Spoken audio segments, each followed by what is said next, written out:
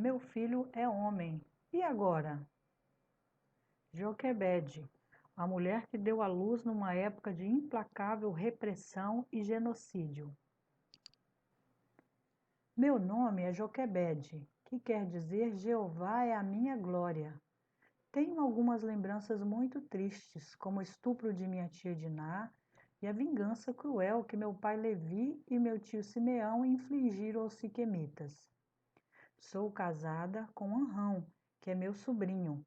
Para mexer comigo, meu marido de vez em quando me chama de tia. Somos tementes a Deus. Acabamos de sair do Egito e estamos acampados ao pé do Monte Sinai.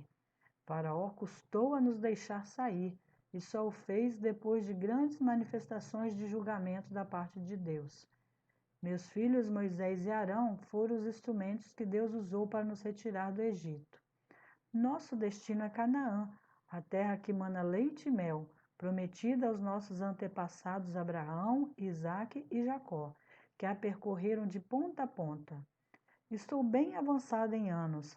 Não sei se chegarei até lá, mas sinto-me realizada e profundamente grata a Deus por todos os seus benefícios. Salvo do genocídio. Estou me lembrando agora de quando fiquei grávida pela terceira vez, há 80 anos. A essa altura já tínhamos uma filha e um filho, Miriam e Arão. Os tempos eram muito difíceis. Faraó começava a apertar o cerco contra nós.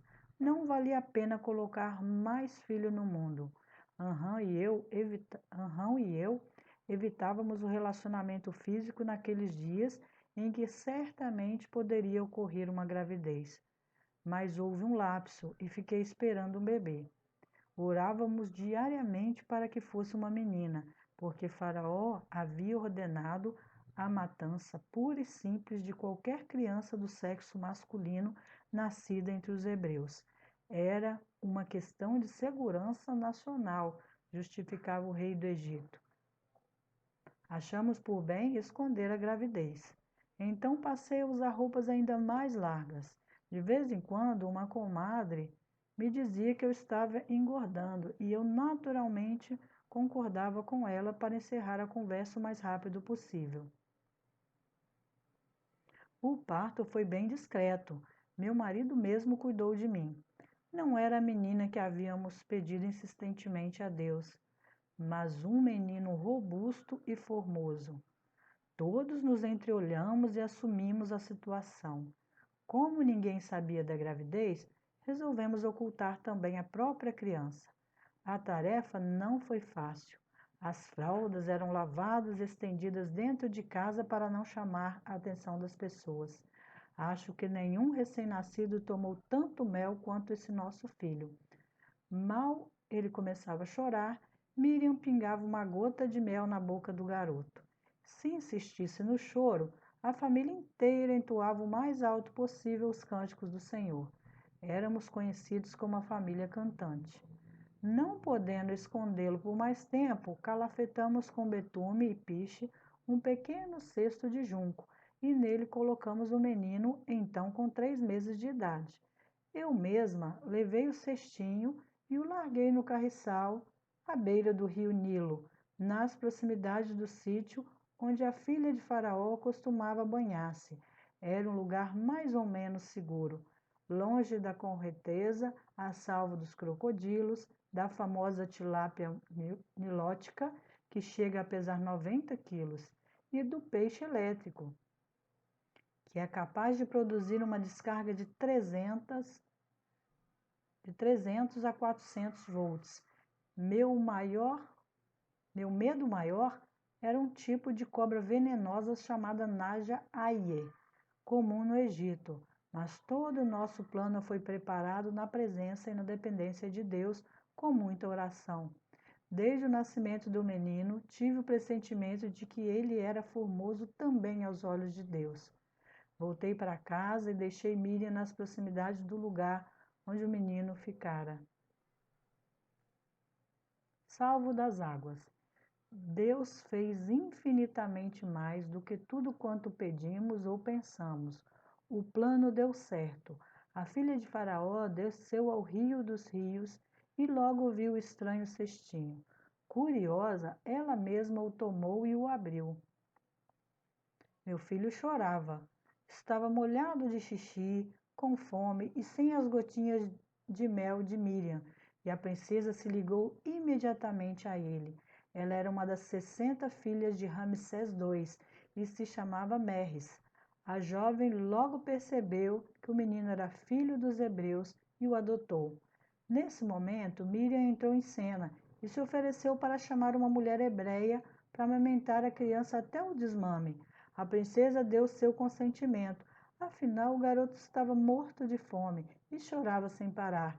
Minutos depois, já estava eu com meu próprio filho ao seio, sem que Mary soubesse que eu era a mãe dele.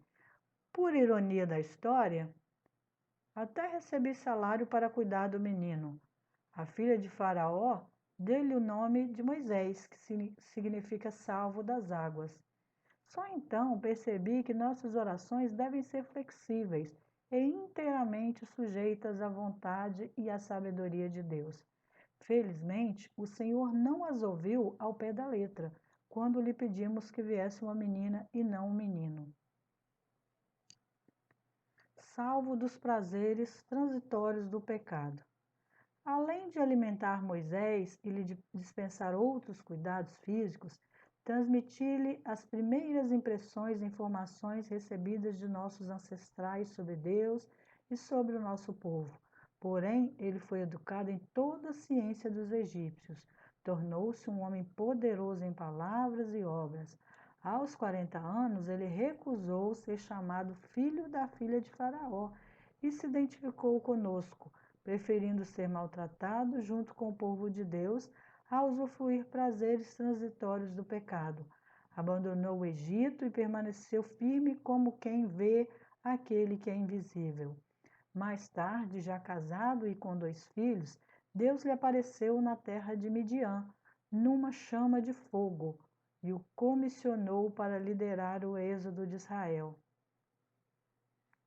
Ao voltar ao Egito, aconteceu uma coisa terrível.